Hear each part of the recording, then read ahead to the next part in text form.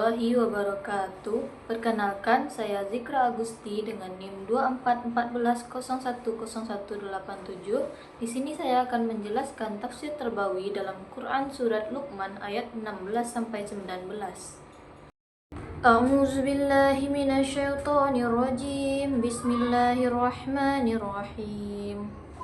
Ya bunayya innaha in takum mithqala habbatin min khardalin fatakun fi sakhratin aw fis samawati aw fil ardi ya'ti bihallah innallaha latifun khabir. Ya bunayya aqimis salata wa'mur bil ma'rufi wanha 'anil munkari wasbir 'ala ma asabak inna dzalika min azmil umur. Wala tus'ir khaddaka linnasi wala tamshi fil ardi marha innallaha la yuhibbu kulla mukhtalin fakhur.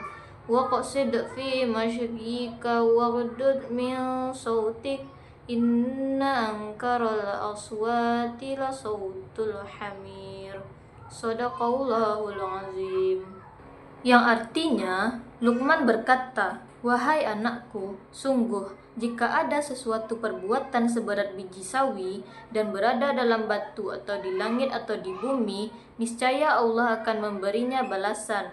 Sesungguhnya Allah Maha Halus, Maha Teliti.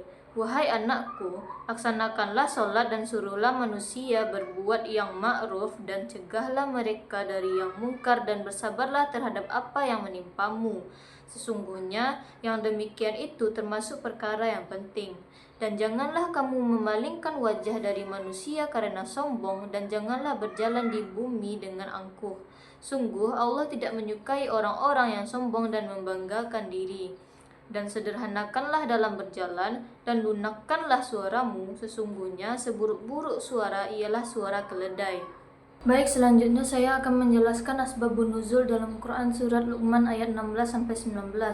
Rangkaian ayat ini dikategorikan sebagai wahyu instruksional pedagogis makro yang diturunkan di kota Mekah. Allah Subhanahu wa Ta'ala mengabadikan metodologi pengasuhan atau parenting dan kurikulum pendidikan yang dirancang oleh Luqman Al-Hakim kepada putranya. Luqman bukanlah seorang nabi atau raja, melainkan manusia biasa yang dianugerahi al-hikmah atau kedalaman pemahaman teologis dan praktis oleh Allah karena kesucian hatinya.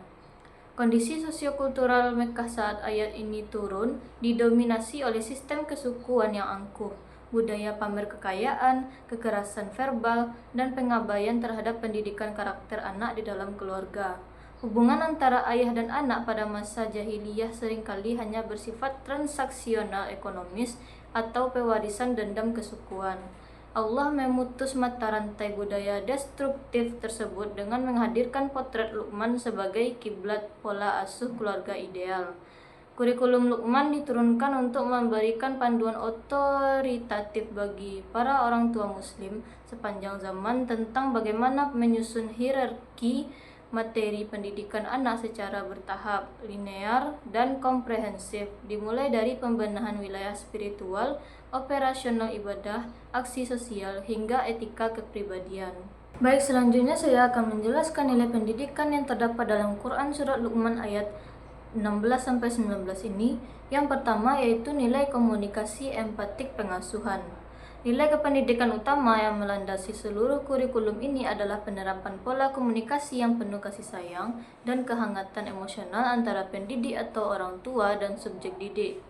Pengulangan frasa ya bunayya atau wahai anakku sayang, sebuah bentuk panggilan pengecilan atau tasghir yang melambangkan kemanjaan dan cinta, menunjukkan bahwa transfer nilai akhlak dan akidah hanya akan efektif jika jembatan emosional telah terbangun secara kokoh. Hubungan yang kaku dan otoriter akan memicu resistensi psikologis dari siswa. Yang kedua yaitu nilai ketahanan jiwa akademik atau sabar. Terkandung nilai resiliensi atau daya tahan mental yang sangat tinggi bagi pembentukan karakter generasi muda. Ketika siswa didorong untuk menegakkan kebenaran dan melakukan perbaikan di lingkungannya, Mereka secara otomatis akan menghadapi tantangan, penolakan, atau perundungan dari ekosistem sekitar. Melalui kalimat wasbir ala ma asabaka, pendidikan Islam membekali siswa dengan kesiapan mental menghadapi stres akademik dan sosial, membentuk pribadi yang tidak rapuh dalam menghadapi dinamika kehidupan. Yang ketiga yaitu nilai kesederhanaan dan anti sombong. Nilai kependidikan berikutnya yaitu penanaman sifat tawadu atau rendah hati dan inklusivitas sosial dalam pergaulan universal.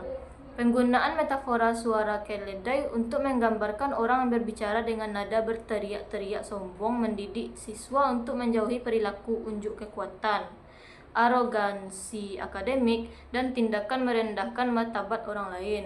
Karakter yang dibangun adalah sosok intelektual muslim yang anggun, bersahaja dalam penampilan dan gaya hidup, namun memiliki kedalaman ilmu dan dampak sosial yang nyata.